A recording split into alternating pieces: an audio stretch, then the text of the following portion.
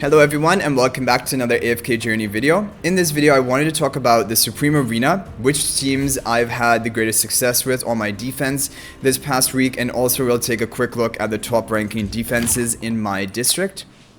We're currently rank 5. We have finished rank 5 every day this week so far for the settlement period, and we also hold it pretty well. Towards the beginning of the week we did get dropped down a bit, but towards the final few days we hold it pretty well. And I feel like each week that comes out, because the defense formations are a little bit different, it takes me some time to kind of adapt and redesign my teams and see which are going to be the most successful. But then towards the end of the week we hold pretty well. Okay, now for the Supreme Arena I want to talk about the adjusted level, because I think this is going to be something which is going to be very helpful, and also make it more free-to-play friendly to compete in the Supreme Arena, because they mentioned in a recent update, the talk with the developers, that season levels beyond 560 are going to be minimal for increasing your levels in Dream Realm content, which we already know. It's basically after level 560 I think there's hardly any increase in your levels, and even after 500 they're very minimal increases. In the Supreme Arena, currently, the baseline level is 471. And after level 560 of your season level, there's very minimal increases to your levels. Now, I don't know if this is going to now hold for every future Supreme Arena week, that these are going to be the metrics, because if that is, that's a really good thing, because it means that now everyone else is going to be able to catch up. Maybe your season resonance level as a free-to-play is 400. It depends if you started the season right when it launched. If it did, there's some free-to-plays in my server who are at resonance level 450, I think, or maybe even higher than that now. 460, maybe 470. So they're already approaching this baseline that we had this week. And if they can get there next week, then they're now going to become competitive with top-ranking players. Of course, if people have Paragon units and if they have other, Celestial Hypogeans or really powerful, highly ascended heroes, then it will still be difficult to compete. But at least the levels are going to be more equalized, and that then gives you a potential, because like in our non-seasonal arena, people are able to compete. Free-to-play players were able to get in the top 100 of champion, and even hold top 100 of champion pretty well. So hopefully that is going to happen now, and then everyone will be able to catch up, and it will be much more competitive in the Supreme Arena.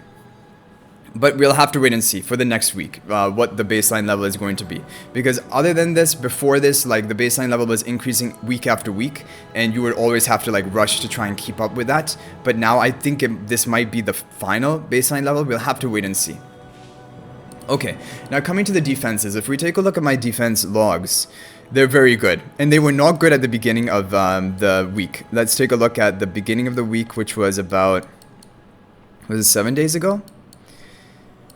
Yeah, I think it was around all of these 7 days ago attacks which we had. So we had quite a lot of defeats from Sun, for example. Kate Z, I think, also defeated us. This guy with the Lego profile picture defeated us. And Anima Vesta, Red Alok, and Kate's. Yeah, we got quite a lot of defeats by them. But after this final defeat, I tried to take a look at my teams, and I noticed that my first team was always doing well. And this is what you can try to evaluate. You can look through your logs and see, even if you're losing, which is the team which is holding up. This team held up against this player. It held up again against this player. So your first team, probably you don't want to change then. Even in your losses, if one team is winning, that means that is a really strong team, because it could be that they just are higher levels than you, and that's why they're beating you. But if your one team was able to hold, that's really strong. So I kept my first team exactly how it was, and I'll show you my first team right now. I don't know why I did so well, but this did really well for me. So in this week of the Supreme Arena, we had this extra tile, the Ranged Heart, which increased attack speed and life drain. You want to give this to your main carry on your team. And with a team like this, it did really well. So I was like, okay, out of my carries, who is going to be the best placed here? And I think Carolina is a really good option. She deals massive damage. She's also really high exclusive equipment upgraded for me. I did try with other things, like my Floribel team here with Thorin and Scarlita I tried, which is now a different team. But basically, yeah, you have to decide which carry do you think will fit best here. And the other reason I like Carolina is she's pretty tanky, and with all the crowd control in this team, it's difficult for the enemy even to get after your Carolina. Like, for example, one weakness of this map is if they place a lot of heroes here, we're going to come right at your weak or your weakly positioned damage dealer. But if you have crowd control like Iron, you have Arden Roots, it's difficult for them to even get onto your Carolina. So that's why I figured this was going to be the best team to run. We had Granny Danny positioned here because she will be tanking most of the aggro. Like, Iron will loop them all together, and then Granny's going to run right into them. So she's going to be the main tank. That's why I think this was a better positioning than this, for example. Then we went for Rowan because we wanted the sustain for Granny, the potions to not let Granny get killed too quickly or too easily. And Arden as well, because Arden perfectly complements his team of crowd control by having his own route for crowd control and also dealing a lot of damage to crowd controlled enemies. And for this team, I've done variations of this crowd control team, but this is normally what I use for it. And I always pretty much do the Crescent spell because this will increase the attack, increase defense penetration, basically give you more kill potential. And it will also deal more damage from the artifact itself when you deal more magic damage. And this is a completely magic damage comp, AoE comp. So this did really well for me. So I was like, okay, we're going to leave this as it is, and now we're just going to try and refine the other two defenses. So then the decision comes to who do you want to put in the Raging Duel, and which is the specific. There will be a specific effect every week, or sometimes it takes 2 weeks to change, where there's going to be a single thing you need to do. Like here, you need to get single high value damage, and they define it, damage exceeding 160% of their base attack. And so you want heroes who are capable of doing this, but you also want a team that can survive and protect itself for long enough that even if you don't get off your maximum raid stacks first, because you're not always guaranteed to do that. And the opponent, what they like to do in stages like this, they'll bring Rainier, they'll bring Sylvina, they'll bring things which are going to stack up the rage faster and crowd control you. Sometimes even Iron immobilize you, and they're going to get their 5 raid stacks and then they're going to kill you.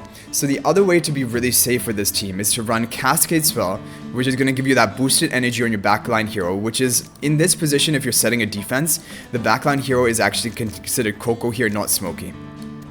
It's like the lowest down on the map, in the backmost row, pretty much.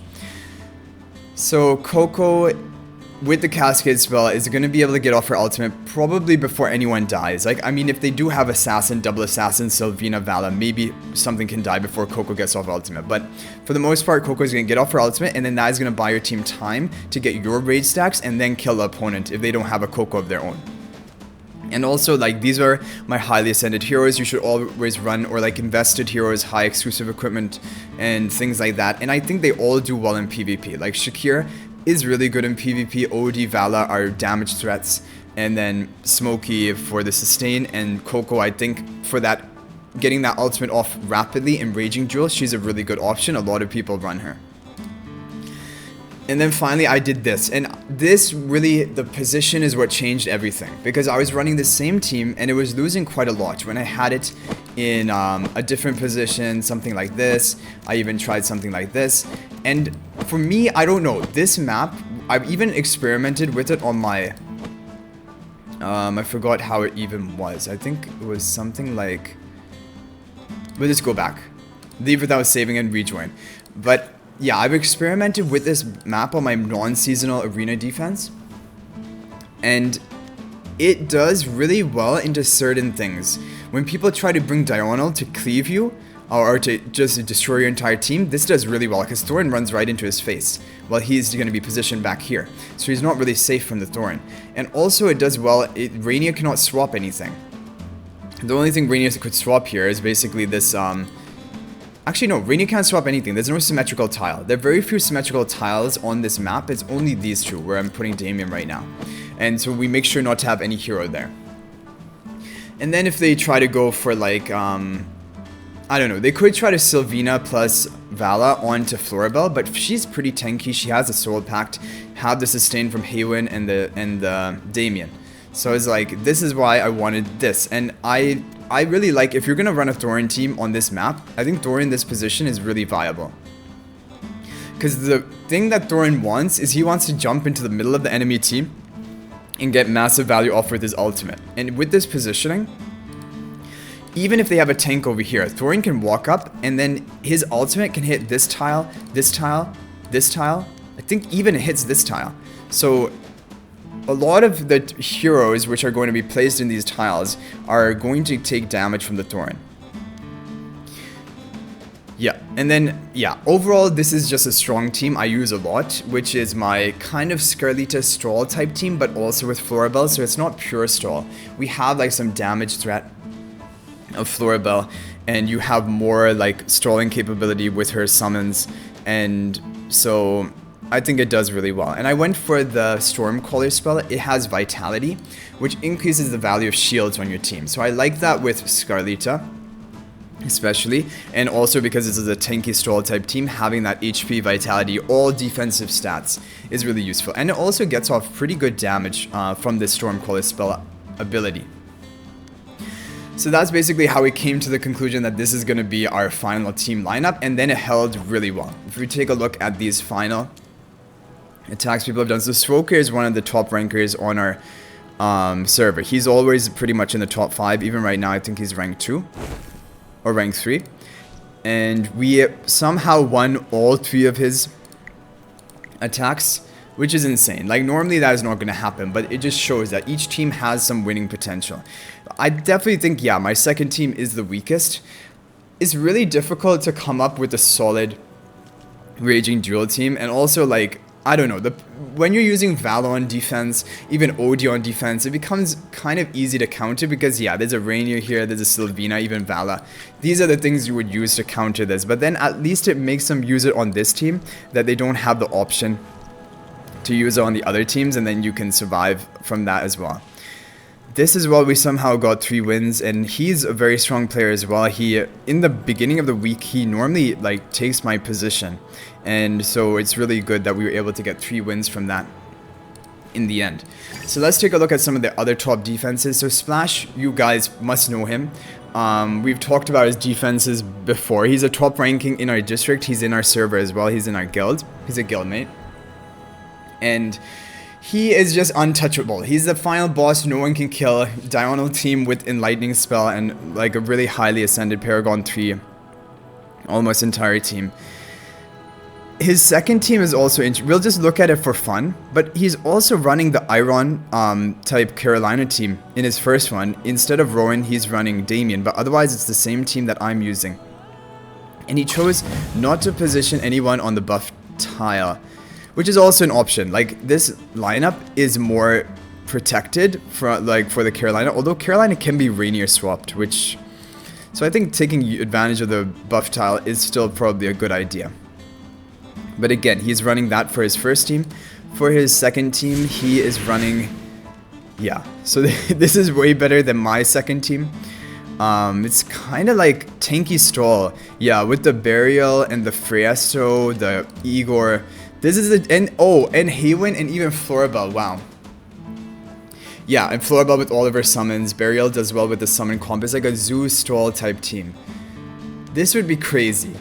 Like, yeah, this seems like it would be almost unbeatable, but like you would need these very specific options to make this effective.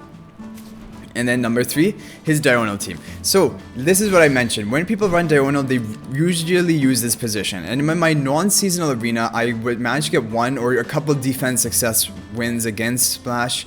And it has always been when I have a Thorin right in their face, right in his face. And like Thorin in this position, especially Scarlita jumps in the air, his Thorin will walk up, my Thorin will walk over here, and then if he can somehow get the hit on Diurnal with his ultimate, reflect damage, that is like a win condition for us. So that's why I like Thorin up here if you're going to be positioning it on your defense. So yeah, very solid teams. Let's take a look at the other defenses people are running. Svoker. Okay, so he's running his all Celestial Hypogean on the second, the Raging Duel. He's even doing Almus. I do think Almus is going to be, I don't think he's going to be one of the best, but I think he's a really decent option. I don't think he's bad.